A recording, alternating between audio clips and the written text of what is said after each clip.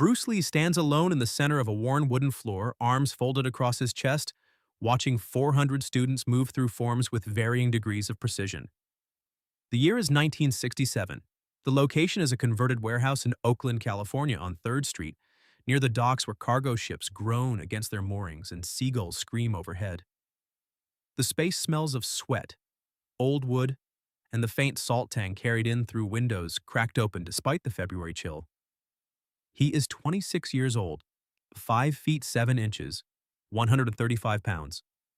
He wears simple black cotton pants and a white tank top that reveals lean, densely packed muscle across his shoulders and arms. His feet are bare. His hair is cut short, practical. His expression is neutral, but his eyes, dark, focused, relentlessly attentive, track every student, every error, every moment of hesitation or uncertainty. This is his school, the Junfan Gung Fu Institute. His dream made tangible through years of labor, struggle, and refusal to accept the limitations others tried to impose. Here, in this space that still smells faintly of the fish processing plant that occupied it before, he teaches anyone willing to learn. White students, black students, women. People the traditional schools in Chinatown refuse to train because of their skin color or gender or lack of Chinese heritage. The students move through a drill he designed himself, a flowing combination of blocks, strikes, and footwork meant to build reflexes and coordination. Some execute it beautifully, others stumble, lose balance, second-guess their movements. He notes each mistake without judgment. Teaching he's learned requires patience, requires meeting people where they are, not where you wish they were. A woman in her early 20s with blonde hair tied back in a ponytail loses her footing during a pivot and nearly falls. She catches herself, cheeks flushing red, eyes darting toward him to see if he noticed. He nods once, a small gesture of acknowledgement, not criticism. She exhales, resets, tries again. This time her pivot is cleaner. The sound in the warehouse is rhythmic, feet sliding across wood, breath expelled with strikes, the occasional grunt of effort or frustration. Outside, a truck horn blares. Someone shouts in Cantonese from a nearby building. The city pulses around them, indifferent to what happens in this converted warehouse, to the experiment Bruce is conducting here. The radical notion that martial arts mastery isn't determined by ethnicity or tradition, but by dedication, intelligence, and heart. He glances at the clock mounted on the far wall. They've been training for 90 minutes. Another 30 and he'll release them, exhausted and stronger than when they arrived. Then the door opens. Not the small side door students use. The large rolling door at the front of the warehouse, the one meant for deliveries for cargo. Someone has pushed it open. Without knocking, without announcement.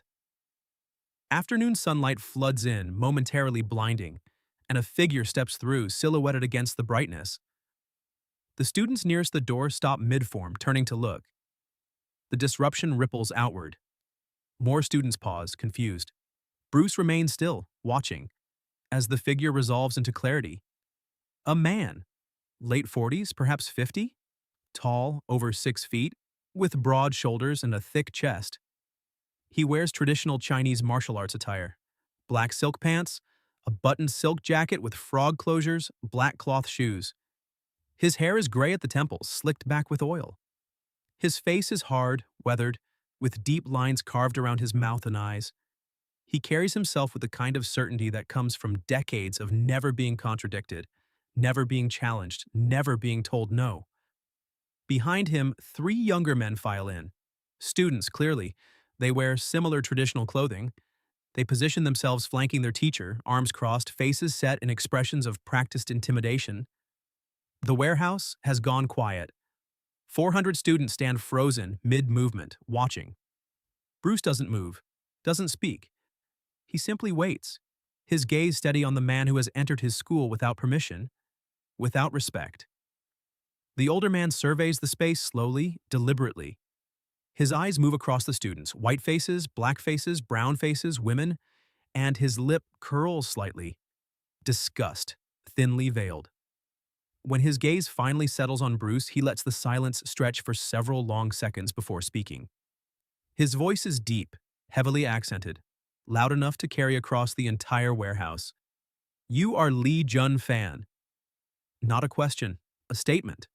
The use of Bruce's Chinese name rather than the name he's chosen for himself, a small, calculated disrespect. Bruce doesn't react to the provocation. His voice, when he responds, is calm, even, measured. I'm Bruce Lee. This is my school. Can I help you? The older man's eyes narrow. I am Master Wong Tak Shing. I teach Wing Chun in San Francisco, traditional Wing Chun, pure Wing Chun, not this. He waves a hand dismissively at the students, at the warehouse, at everything Bruce has built. Not this circus you are running here. The insult lands exactly as intended. Several students stiffen, angry on Bruce's behalf. A few take half steps forward as if preparing to defend their teacher. Bruce raises one hand slightly, a small, controlled gesture. They stop immediately, trusting him, waiting for his lead. This is a private training session, Bruce says, his tone still calm but with an edge now, a hint of steel beneath the surface courtesy. If you'd like to discuss something, we can arrange a time to speak after class. Master Wong laughs. It's a harsh, mocking sound. His students laugh with him, a beat too late, a beat too eager. The sound echoes off the high warehouse ceiling, amplified and ugly. Arrange a time? Master Wong's voice drips with contempt. Why would I waste more time here than necessary? I came to see what the rumors were about, to see if this disgrace is as bad as I heard. He steps further into the warehouse, his students moving with him, a coordinated advance meant to intimidate through proximity and numbers. Teaching sacred Chinese arts to anyone who walks in with a few dollars, to people with no lineage, no tradition, no right to these teachings. Disrespecting your sifu, disrespecting your heritage, disrespecting everything real martial artists stand for. Bruce doesn't move, doesn't retreat. His hands remain loose at his sides. His breathing stays even. But something shifts in his eyes, a focus, a calculation, a decision being made in real time. Every person here, Bruce says quietly, has earned their place. They train hard, they respect the art, they respect each other, that's what matters. Respect? Master Wong spits the word. You know nothing of respect. You were expelled from Ip Man's school. You were told not to teach non-Chinese. You ignored that wisdom. You ignored tradition. You think you are better than the masters who came before you? You think you can change centuries of knowledge because you are young and arrogant and desperate for American money. The accusation hangs in the air, heavy and deliberate. Several students glance at Bruce, uncertain now. They've heard bits of his history, his conflict with traditionalists in Hong Kong, his arrival in America with almost nothing, his battles to establish himself despite opposition from the established Chinese martial arts community. But hearing it weaponized like this, turned into proof of unworthiness, shakes something loose. Bruce's jaw tightens. Just barely. Just enough to betray that the words have landed, have found their target. Master Wong sees it and smiles, a predator sensing wounded prey. You are not a master, Master Wong continues, his voice louder now, playing to the audience of 400 students and his own 3 followers. You are a boy pretending to be a teacher. You are embarrassing yourself, embarrassing us. Every real martial artist in California is laughing at you. At this joke you call a school. The warehouse is suffocating now with tension. Students' hands have curled into fists. Some are shaking with suppressed anger. Others look stricken, hurt on Bruce's behalf. The 3 men behind Master Wong stand taller, chests puffed, feeding off their teacher's aggression. Bruce still hasn't moved. His hands remain at his sides. His expression is unreadable now, neutral in a way that requires immense discipline, immense control. When he speaks, his voice is quieter than before. Soft, almost gentle. Master Wong, I understand you're upset. I understand you see what I'm doing here as a threat to tradition, but I'm not your enemy. I'm just teaching people who want to learn. It's an olive branch, an attempt at de-escalation, an offer of respect despite the disrespect being hurled at him. It's the response of someone who understands that fighting isn't always the answer, that sometimes wisdom means finding a path that avoids unnecessary conflict. Master Wong's face darkens. The attempt at peace infuriates him more than aggression would have. He takes another step forward, closing the distance between himself and Bruce to less than 10 feet. You think you can teach? Master Wong's voice has gone cold now, dangerous in its precision. You think these people respect you, believe in you? Let me show them who you really are. He turns slightly, addressing the students directly, his voice booming. Your teacher is a fraud, a disgrace. Someone who couldn't make it in real martial arts, so he opened a school for anyone desperate enough to pay him. He teaches movie tricks, flashy nonsense with no substance, no root, no power. He turns back to Bruce. I challenge you, right here, right now. If you are a real martial artist, prove it. Face me. Show these people what you're made of. He pauses, lets the challenge breathe, then delivers the final cut. Unless you're afraid, unless you know deep down that you're exactly what I say you are. A fake. The warehouse erupts in sound. Students shouting denials, demanding Bruce defend himself, some calling for Master Wong to leave. The noise is chaotic, overwhelming. Through it all, Bruce remains still, silent, thinking. He knows what Master Wong is doing. This isn't about martial arts. This is about humiliation. About destroying Bruce's reputation in front of his students. If Bruce refuses to fight, he looks weak. If he fights and loses, he's finished. If he fights and wins, he's validated Master Wong's accusation that he's an arrogant young man with no respect for elders, for tradition. There's no winning move here. Not in the conventional sense, but Bruce Lee has never thought conventionally. He raises his hand again. The students fall silent immediately, faster this time, trusting him even now, even in this moment of crisis. The warehouse goes quiet. Master Wong waits, arms crossed, confident in his trap. Bruce looks at him for a long moment. Then, in that same quiet, measured voice, he says, I'll accept your challenge, Master Wong, but not in the way you expect. Master Wong's eyebrows rise slightly. What does that mean? It means I'll prove what I teach works, but I won't hurt you to do it. I won't dishonor you. I won't make you lose face in front of your students or mine. Bruce takes a single step forward. I'll give you 9 seconds to attack me with everything you have. 9 seconds where I won't strike back, won't hurt you. I'll only defend, only move. If you can touch me once in those 9 seconds, even just once, I'll close this school. I'll admit you're right about everything. I'll tell every one of these students to go find a traditional teacher like you. The offer lands like a thunderclap. Students gasp. Master Wong's students look at each other uncertain.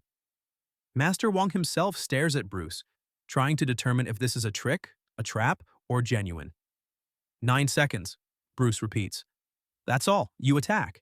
I defend. You touch me once, I lose everything I've built here. That's the challenge. Are you confident enough in your traditional Wing Chun to accept it? It's a master stroke.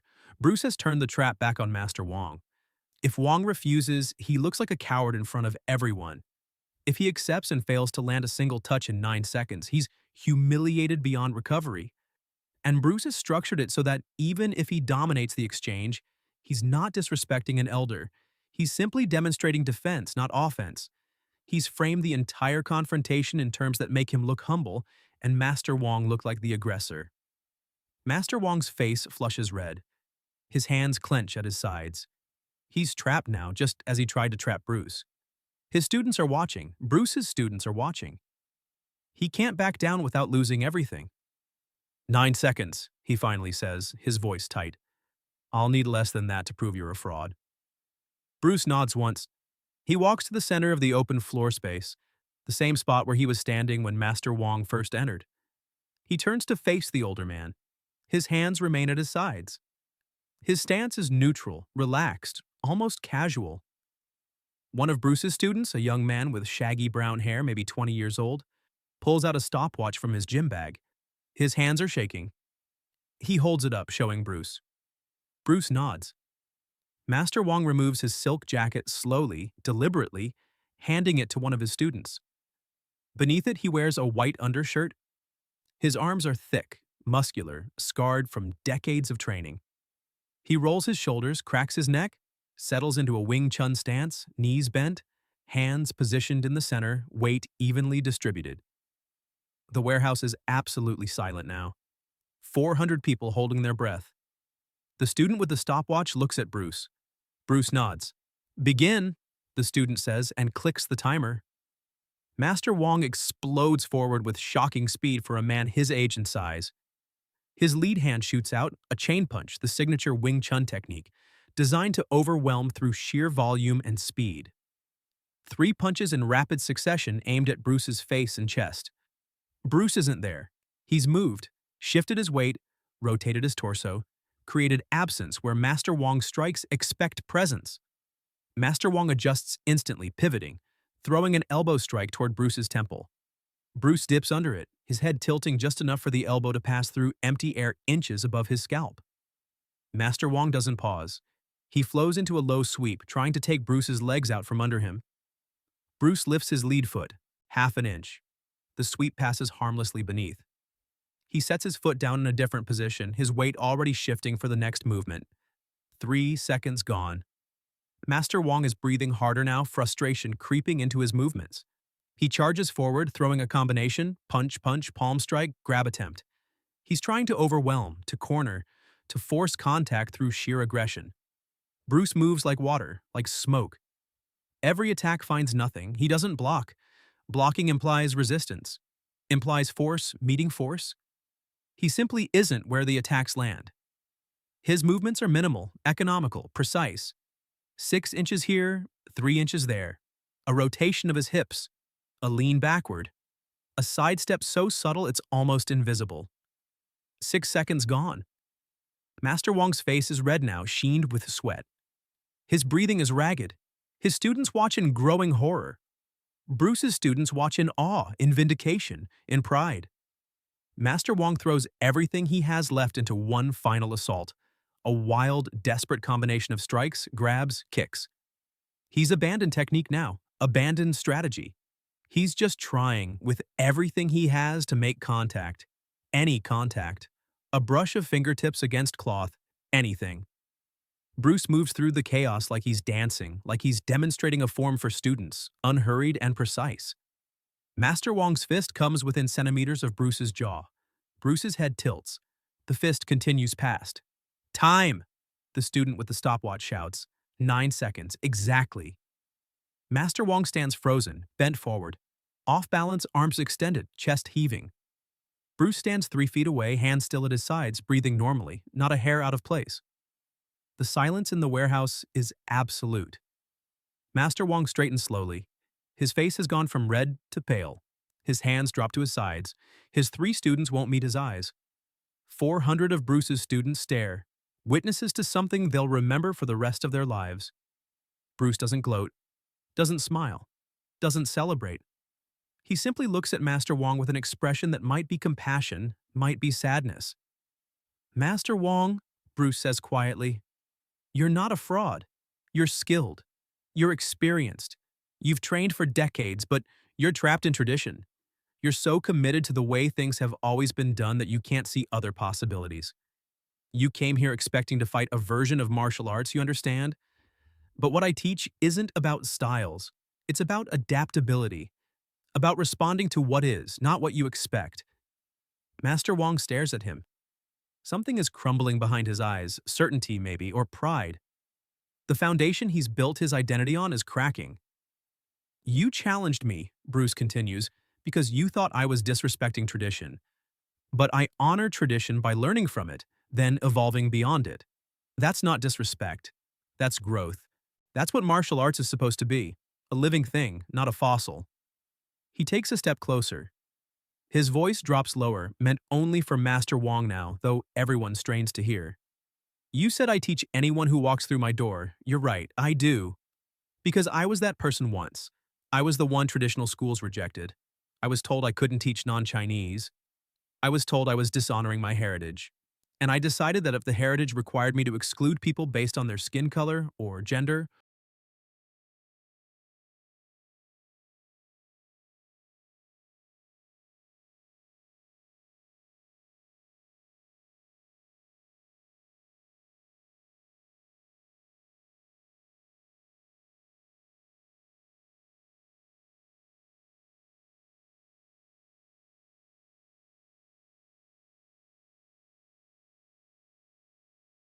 isn't a joke. These people train hard. They dedicate themselves. They deserve the same respect you'd give any traditional student. He extends his hand, an offering. Not of friendship necessarily, but of mutual recognition. Acknowledgement that two different approaches can exist without one invalidating the other. Master Wong stares at the extended hand for a long moment. His students watch him, uncertain what he'll do. Bruce's students watch, hoping. Finally, slowly, Master Wong reaches out and takes Bruce's hand. The shake is brief, firm, formal. When they release, Master Wong steps back. You... He stops, starts again. His voice is rougher now, stripped of its earlier certainty. You are not what I expected. Neither are you, Bruce says. You're better than the man who walked in here trying to humiliate me. You're strong enough to accept this moment instead of running from it. Something flickers across Master Wong's face. Gratitude, maybe, or relief at being offered a path forward that doesn't require complete surrender of his dignity. He turns toward his students, gestures toward the door. They move immediately, eager to escape. But Master Wong pauses at the threshold, looking back at Bruce. You will have problems, he says. Others like me. Others who won't accept what you're doing. I know, Bruce says. And you'll face them the same way? If I have to. Master Wong nods once, slowly.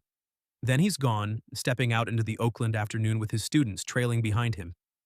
The large rolling door stays open, sunlight streaming in, the city sounds filtering through. For several seconds, no one in the warehouse moves. Then, like a dam breaking, the students erupt in cheers, in applause, in celebration. They surge toward Bruce, surrounding him, voices overlapping in excitement and validation and joy. Bruce stands in the center of it all, accepting their enthusiasm but not entirely present in it. His mind is already moving forward, already thinking about what comes next. Because Master Wong was right. There will be others. Other challenges, other confrontations. The path he's chosen isn't the easy one, but it's his. And he'll walk it with the same precision, the same adaptability, the same refusal to accept that limitations others impose have any real power unless he grants them that power. Over the following weeks, word spreads about what happened in the warehouse on 3rd Street. The story gets embellished, exaggerated, turned into legend. Some versions claim Bruce fought 10 men. Others say Master Wong apologized on his knees. The details shift and mutate with each telling, but the core remains true. Bruce Lee gave a master of traditional Wing Chun 9 seconds to land a single touch. And in those 9 seconds, he demonstrated something more profound than superior technique. He demonstrated that real strength isn't about domination. It's about mastery so complete you can defend without destroying, teach without humiliating, win without making enemies. 3 months later, Master Wong Tak-shing sends one of his students to Bruce's school, not to challenge, to train. The young man carries a letter from Master Wong, brief, formal, expressing that while he still doesn't agree with all of Bruce's methods, he recognizes there is value in what Bruce teaches. Value his student might benefit from. Bruce accepts the student without hesitation. The young man trains for 6 months, learning Bruce's approach to martial arts, then returns to Master Wong's school. He brings with him new ideas, new techniques, new ways of thinking. Master Wong implements some of them. Not all, but some. His teaching evolves just slightly. His school begins accepting female students for the first time in its history. It's a small change, a ripple from that 9-second demonstration spreading outward. 10 years later, in 1977, 3 years after Bruce Lee's death at 32, Master Wong Tak-shing is interviewed for a martial arts magazine. The interviewer asks about his experience with Bruce Lee. Master Wong is 60 now, gray-haired, his face more weathered than before. He's quiet for a moment, considering his words carefully. I went to his school to expose him as a fraud, Master Wong says finally, to prove he was disrespecting our tradition. I challenged him, and he turned my own challenge into a lesson. Not just for me, but for everyone watching. He could have destroyed me. Instead, he showed me there were possibilities I'd been too proud to see. Do you regret the confrontation? The interviewer asks. Master Wong shakes his head. I regret that I approached it with arrogance, but I don't regret that it happened. Those 9 seconds changed how I understood martial arts, changed how I understood teaching. Bruce Lee was, he pauses, searching for the right words. He was a true master, not because he could defeat anyone, though he probably could, but because he understood that the highest form of victory is transforming your opponent into a student. The interview runs in the next issue. Bruce's widow, Linda Lee Cadwell, reads it. She clips the article, saves it in a scrapbook alongside dozens of others. The evidence of a legacy. The proof that her husband's impact extended far beyond the films that made him famous, beyond the schools he opened, beyond the students he trained directly. He changed the way people thought about martial arts, about tradition, about what it means to be strong.